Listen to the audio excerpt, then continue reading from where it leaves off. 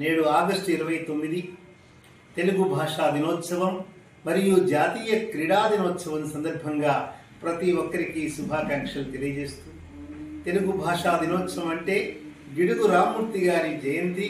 ఆ మహనీయుడు తెలుగు భాష వికాసం కోసం ఎంతగానో కృషి చేశారు. ముఖ్యంగా తెలుగు వారు మాట్లాడుకునే మాటల్ని గ్రంథస్థం కావాలని కోరుకుని ఆ విధంగా ఆయన వ్యవహారిక భాషా ఉద్యమాన్ని ఎంతో సమర్థవంతంగా నిర్వహించి మరి ఈనాడు ఇన్ని పుస్తకాలు వాడుక తెలుగులో రావడానికి కారణమై నిలిచిన వారు గిడుగు రామ్మూర్తి గారు. వారు సదా స్మరణీయులు. మన తెలుగు యొక్క మాధుర్యాన్ని తెలుగు కవులు మాత్రమే కాదు, తమిళ కవి మరి సుబ్రహ్మణ్య భారతి కూడా సుందర తెలుగు అని కీర్తించారు.